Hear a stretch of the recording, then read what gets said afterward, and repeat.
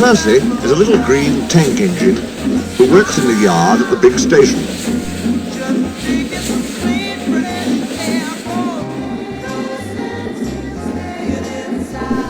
He is a funny little engine and loves playing jokes.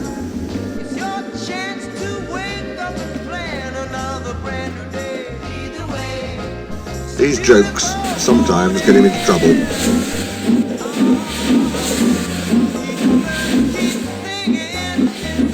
Beep, beep, he whistled one morning. Hurry up, Gordon! The train's ready! Gordon thought he was late and came puffing out.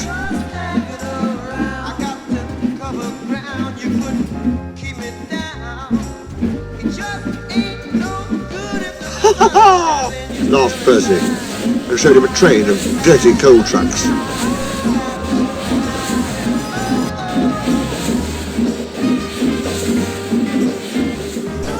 Gordon didn't go back to the shed. He stayed on a siding thinking how to pay Percy out.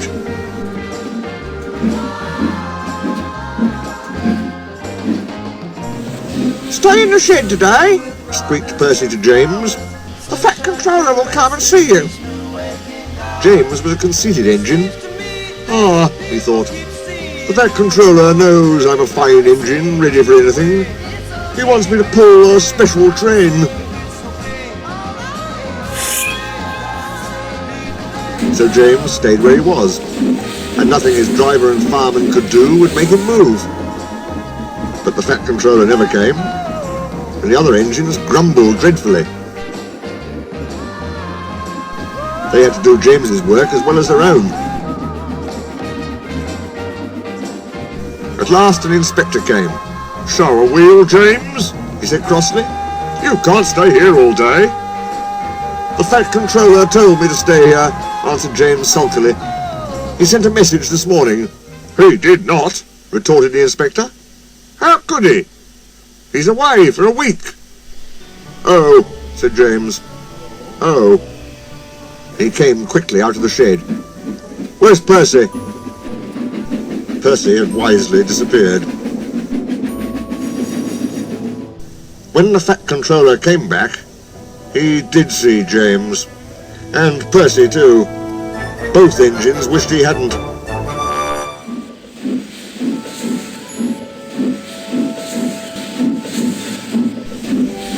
James and Gordon wanted to pay Percy out.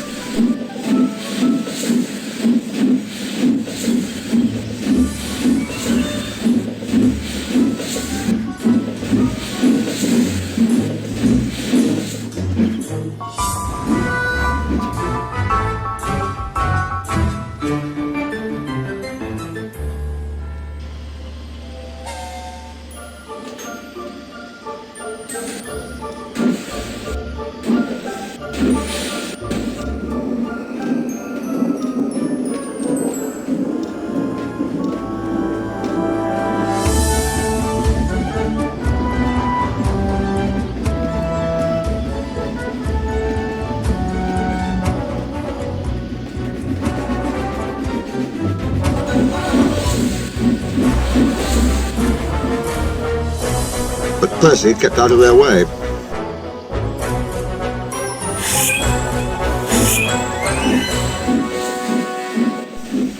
One morning, however, he was so excited that he forgot to be careful.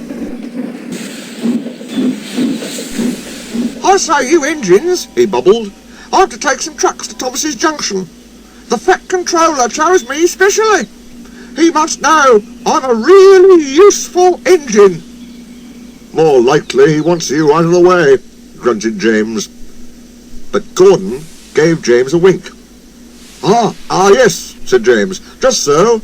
You were saying, Gordon?" "James and I were just speaking about signals at the junction. We can't be too careful about signals. But then I needn't say that to a really useful engine like you, Percy." Percy felt flattered. "Oh, of course not," he said. "We had spoken of backing signals," put in James. "They need extra special care, you know. Would you like me to explain?" "No, thank you, James," said Percy airily. "I know all about signals." And he bustled off importantly. James and Gordon solemnly exchanged winks. Percy was a little worried as he set out. "I wonder what backing signals are," he thought.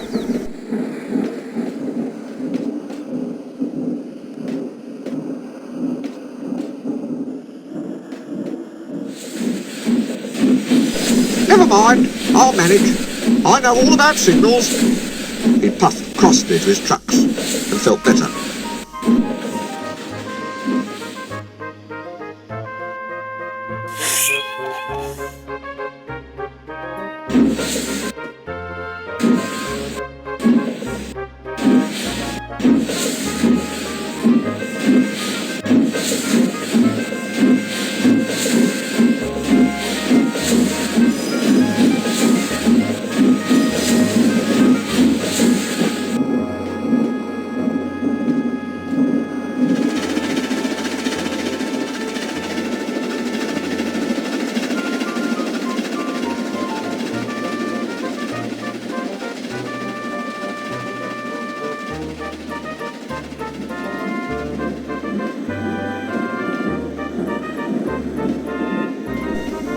He saw a signal just outside the station. "Bother," he said. "It's a danger!" "Oh, oh, oh, oh, oh, oh!" screamed the trucks as they bumped into each other.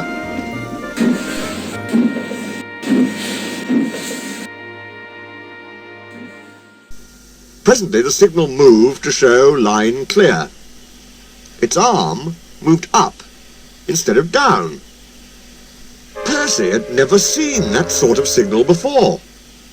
He was surprised. Down means go, he thought, and up means stop. So upper still must mean go back. I know! It's one of those backing signals. How clever of me to find that out. "Come on, Percy," said his driver. "Off we go." But Percy wouldn't go forward, and his driver had to let him back in order to start at all. "I am clever," thought Percy. "Even my driver doesn't know about backing signals." He started so suddenly that the truck screamed again. "Whoa, Percy!" called his driver. "Stop! You're going the wrong way!" "But it's a backing signal!" Percy protested, and told him about Gordon and James. The driver laughed and explained about signals that point up. "Oh dear," said Percy. "Let's start quickly before they come and see us."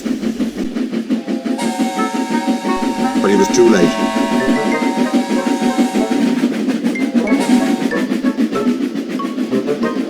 Gordon swept by with the express and saw everything.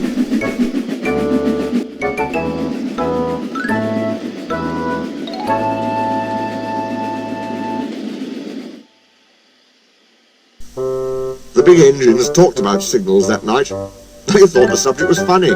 They laughed a lot.